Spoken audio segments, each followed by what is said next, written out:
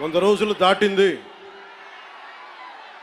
NDA ప్రభుత్వం ఏర్పాటై ఆంధ్రప్రదేశ్లో ఈ 100 రోజులు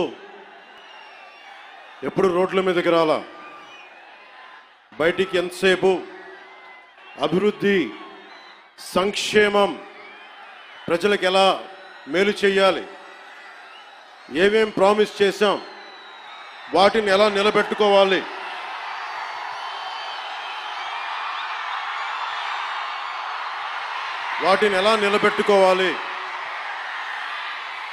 ఆర్థిక వ్యవస్థ దెబ్బతింది, దాన్ని ఎలా నిలబెట్టాలి. గౌరవ ముఖ్యమంత్రి శ్రీ చంద్రబాబు నాయుడు గారు కానీ, క్యాబినెట్ కానీ, ఎన్డీఏ ఎమ్మెల్యేలు కానీ, జనసేన కానీ అందరం ఒకటే ఆలోచిస్తూ ఉన్నాం. రాష్ట్ర అభివృద్ధి ఎలా ముందుకు తీసుకెళ్ళాలి అని. గెలిచిన రోజున ఏం చెప్పాం? 164 సభ్యులు ఎమ్మెల్యేలుగా గెలిచి 21 మంది ఎంపీలుగా గెలిచి ఆంధ్రప్రదేశ్ బలం, ఆంధ్రప్రదేశ్ విజయం, కేంద్ర ప్రభుత్వానికి వెన్నుదన్నుగా నిలబడింది. గెలవగానే నేను చెప్పింది కూడా ఒకటే, ఏ పార్టీ కూడా మనం పగా ప్రతీకార రాజకీయాలు ఉండవు, ద్వేషించం, చాలా మర్యాదగా వినమ్రతతోటి ఉన్నాం. దశాబ్దం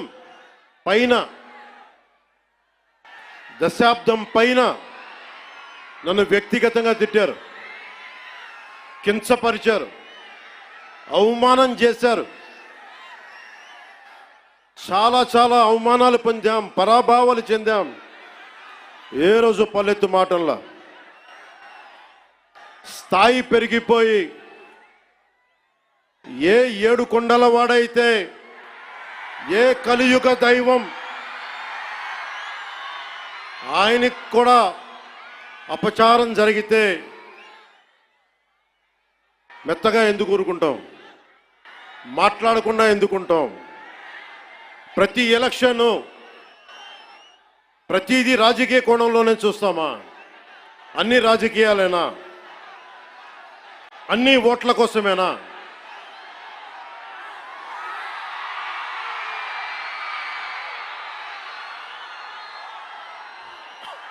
నా జీవితంలో ఇలాంటి రోజు రాకూడదని ప్రార్థన చేశాను. మనస్ఫూర్తిగా చెప్తున్నాను. నా తల్లి పాదాల సాక్షిగా, వెంకటేశ్వరుడి పాదాల సాక్షిగా ఏ రోజు కూడా ఇలా మాట్లాడాల్సిన రోజు అవసరం రాదు అనుకున్నా. కానీ వైసీపీ నాయకులు తెప్పించారు ఈ రోజున.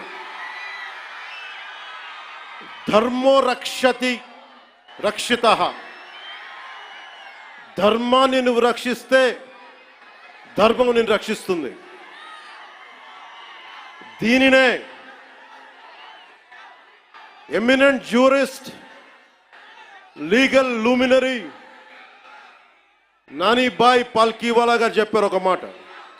ధర్మో రక్షతి రక్షితః అని ఆయన చెప్పిన మాట. లా ఈజ్ కోడిఫైడ్ ధర్మాన్ని.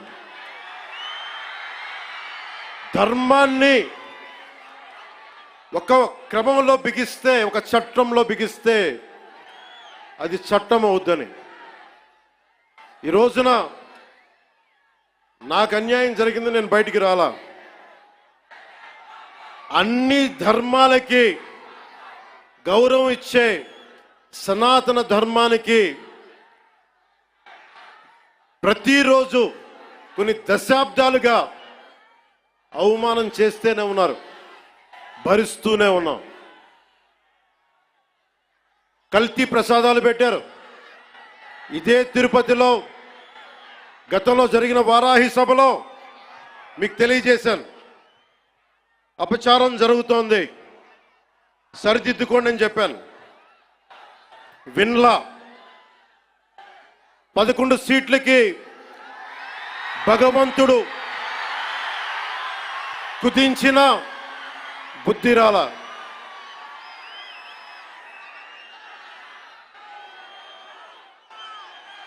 కొంత నేను ఈ స్పీచ్ కొంత ఇంగ్లీష్లో కూడా మాట్లాడాల్సి వస్తుంది. కశ్మీర్ నుంచి కన్యాకుమారి వరకు అర్థం అవ్వాలంటే కొంత ఇంగ్లీష్లో తప్పదు, అక్కడక్కడ కొంచెం సహకరించండి.